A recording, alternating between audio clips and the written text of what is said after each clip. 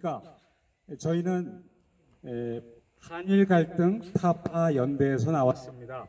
오늘 나눔의 집을 찾아서 그동안 지난 4주 동안 어떤 일이 있었는지 여러분들께 국민 여러분과 시청자 여러분들께 보고를 드리겠습니다. 저희들이 나눔의 집에 대해서 일관되게 주장하는 게 있어요. 그것은 바로 이 시설은 공공시설이 아닙니다.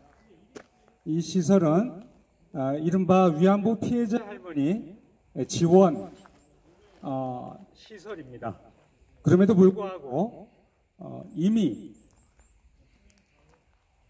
하계실장이 밝혔던 것처럼 이곳은 정관에서 위안부 지원 시설이 빠져 있습니다. 따라서 다만 역사관을 지금 운영하고 있어요. 역사관 운영에 관한 요 사항만 들어있는데 이것을 가지고 결국 우리가 공공시설로 인정할 수 있느냐, 이건 논란의 여지가 많아요. 저는 우리 한일갈등 타파연대 공동 대표를 맡고 있는 최덕효입니다. 저희들이 단체 이름과 제 실명을 걸고 여러분들께 이러한 팩트를 전해드리는 이유는 이곳에 거주하고 계신 위안부 할머니들의 안녕과 그분들의 명예를 존중해서입니다. 다시 말하면 일제 시대 그 전쟁 시기에 아주 험한 그런 인생의 역정을 지내신 분들이에요. 그렇다면 그분들은 조용하게 편안하게 그렇게 살도록 해드리는 것이 우리가 동방 예의지국이라고 하는 한국에서 후손들이 해야 될 마땅한 일입니다. 그럼에도 불구하고 왜 한국 사회에서는 끊임없이 위안부였던 그분들을 호출해서 여기저기 불려다니고, 그리고 이제는 한 걸음 더 나아가서 뭐 세계적인 여성 인권 운동에 마치 맨 앞에 서 있는 분들처럼 그런 퍼포먼스를 통해서 결국은 그들의 뒤에는 누가 있어요? 네. 여러분들 잘 아시는 윤명이 있잖아요. 네? 지금 기소돼서 조사를 받고 있잖아요. 8개 사기 횡령도 혐의로 검찰에 현재 기소된 사람이에요. 그러니까 검찰이 그냥 기소하는 거 아니에요. 거의 명백한 사실이 없으면 기소하지 않습니다. 그럼 나눔의 집은 또 어때요? 나눔의 집에 전 운영자 2사람이 이미 지금 기소되어 있어요. 나눔의 집에서 전 운영자가 기소되어서 그분들을 이곳에서 해고했다고 해서 나눔의 집이 법적 책임과 도의적 책임에 대해서 면죄부를 불을 받을 수가 있느냐, 이런 문제가 남습니다.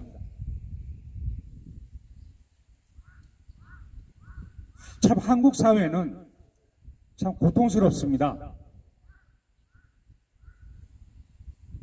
한국의 정치인들이 대한민국 국민을 걱정하고 민생을 그리고 외교를 보살펴야 합니다.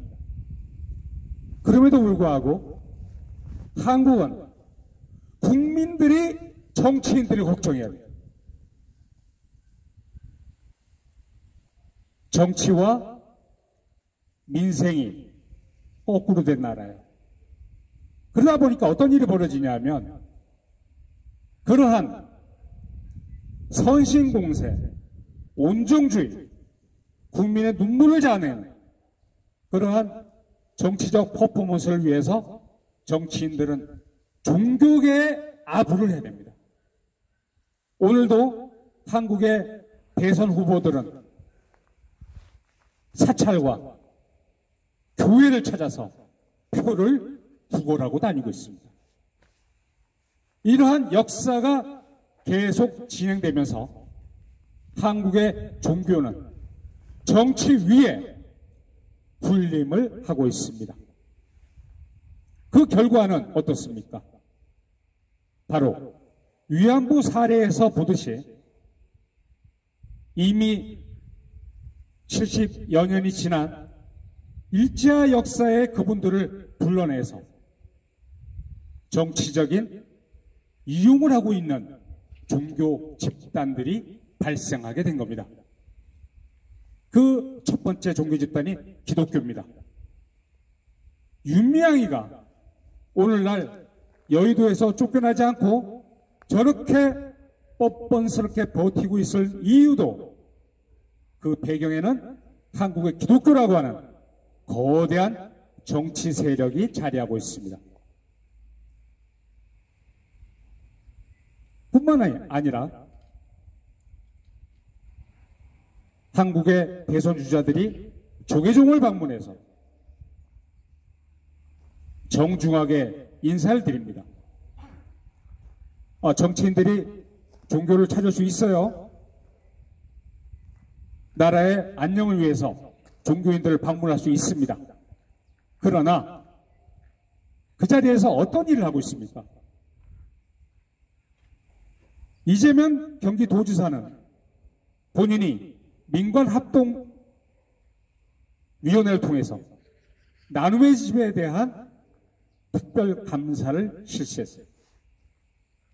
그 감사 결과가 바로 정밀한 조사를 통해서 나눔의 집은 위안부 피해자 할머니 지원시설에 합당한 그러한 법적 절차를 진행하지 않았다는 결과가 나온 겁니다.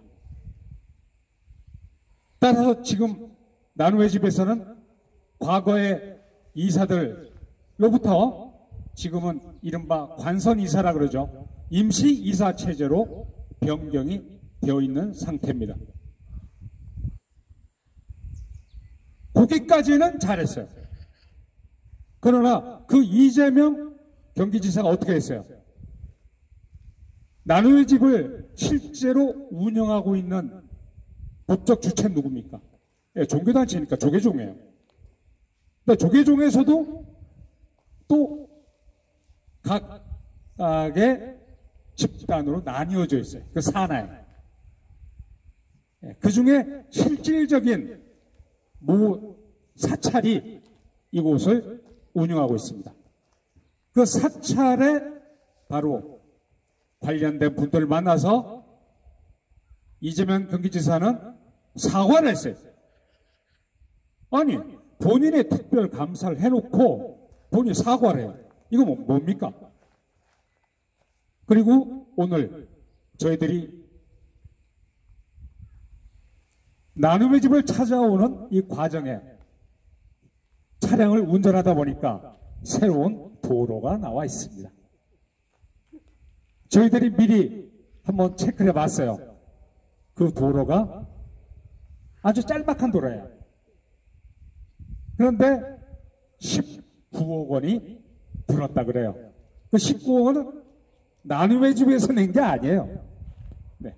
광주시, 전라도 아니고요. 경기도 광주시비로 지출한 겁니다. 여러분, 이거 어떻게 설명해야 됩니까? 지금 공공시설이 아니라고요. 민간 요양시설입니다. 게다가 민간 요양시설을 호텔식 요양원으로 앞으로 확장하겠다는 언론 보도가 이미 나와 있어요. 그런데 광주시에서 19억 원을 들여서 도로를 만들어줬어요. 이상하죠? 타이밍이 이재명 지사가 조계종에 가서 사과한 이후에 즉각 실시된 사업입니다. 오다 보니까 도로가 아주 깨끗해요. 방금 끝난 거예요.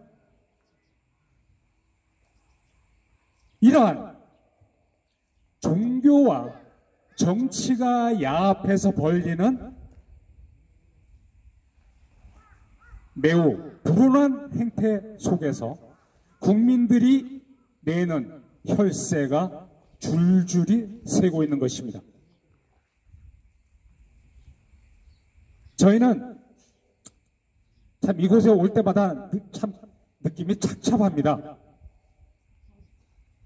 왜 우리가 한일 갈등 타파 연대라고 하는 한국과 일본의 불필요한 정치적 갈등이 더 이상 손모전으로 낭비돼서는 안 된다고 하는 운동을 만들어서 또 이렇게 한 달에 한 번씩 시간을 내서 여기까지 와야 되는지 저희들도 참 난감해요.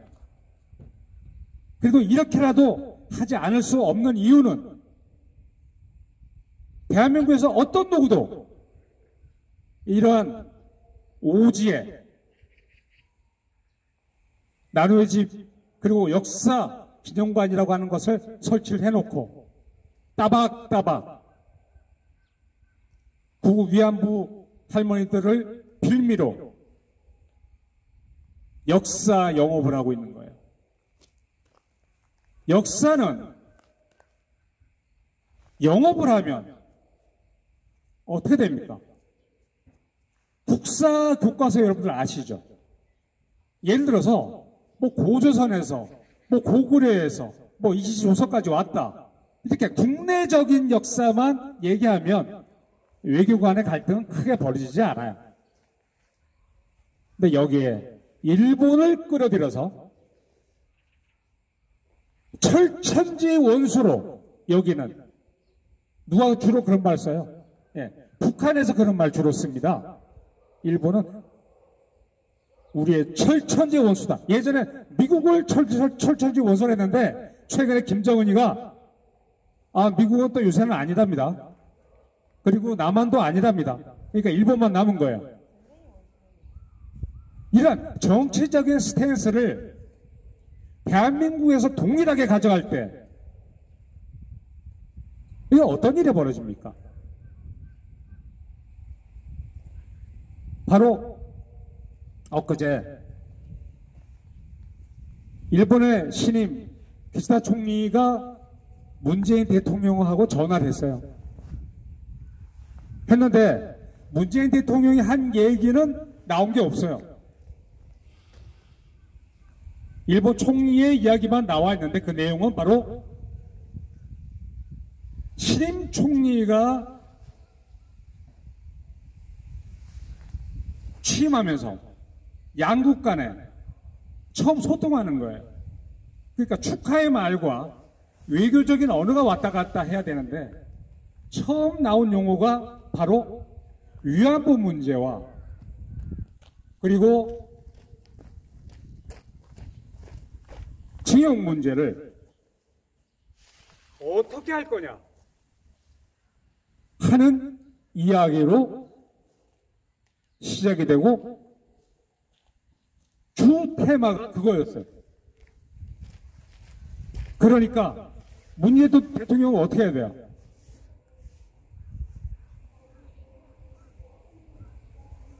문재인 대통령은 이미 올 초에 2015년 한일 위안부 합의를 존중한다고 얘기를 해놓은 게 있어요. 그리고 징용 문제도 한일 간의 갈등이 되면 아주 난감하다고 얘기한 게 있어요. 대법원의 판결이 참 곤란하다. 그러니까 일본 총리 입장에서는 당신이 그냥 책임을 지키세요. 그 얘기예요.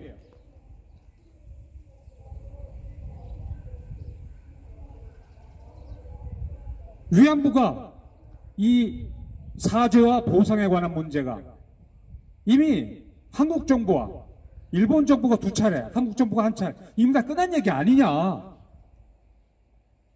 사죄도 그만큼 많이 했지 않느냐. 그러니까 이제 끝내라 하고 강도 높게 주문하고 나왔어요. 그러니까 지금 나눔의 집에서 위안부 문제를 걸어놓고 계속 뭐 관광버스로 여기 학생들 뭐 견학하게 하고, 그리고 역사 기념관에서 뭐 영화를 틀고 전혀 역사적 사실과 다른 귀양 같은 영화를 틀고 아이들 눈물을 흘리게 하고 평생 일본을 원수로 여기게 하는 이러한 한일 간의 외교 갈등을 부추기는 이런 센터가 되는 거예요. 그러면 어떻게 되겠습니까? 나눔의 집은 잘 나갈지 모르지만 한일 간의 외교는 계속 참사로 이어지고, 그리고 나아가서 한국 국민들은 끊임없이 갈등의 소용돌이에 빠지게 되는 겁니다. 그래서 저희가 항상 결론적으로 드리는 말씀은 뭐예요? 종교는 종교 본연의 임무를 다하면 좋겠습니다. 그게 뭐예요? 종교 본연의 임무가 뭐예요? 나눔의 집에 사회복지법인 바로 조계종이에요. 조계종의 사회복지법인이 나눔의 집이죠.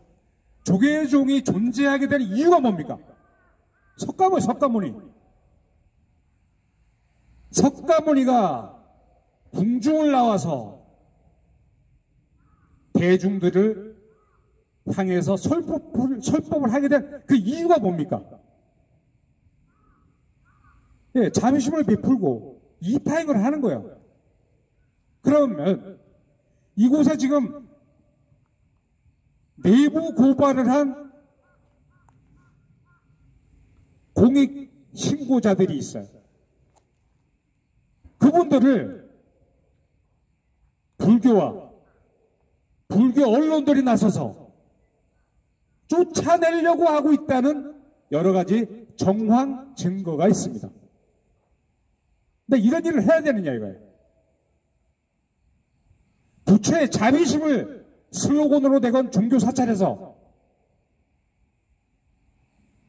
위안부 역사파를 하면서 이곳에 선의로 와서 봉사하는 공익 신고자들을 제거하는 작업을 하고 있다는 그러한 정황 증거 속에서 우리는 통탄하지 않을 수가 없는 거예요. 더 이상 그런 치졸한 행위를 불교계에서 하면 안 됩니다. 이거 정신 차려야 됩니다. 종교가 마치 정치인들이 국민을 생각하는 게 아니라 국민이 정치인들을 걱정해야 되는 이런 참담한 현실처럼 종교가 중생을 구제하지 않고 중생이 종교를 걱정해야 되는 이런 역설적인 현상을 한국 사회에서 정리할 때만이 한국은 정상적인 국가로 발돋움할 수 있습니다. 네, 제 말씀은 이상으로 마치도록 그렇게 하겠습니다. 네, 감사합니다.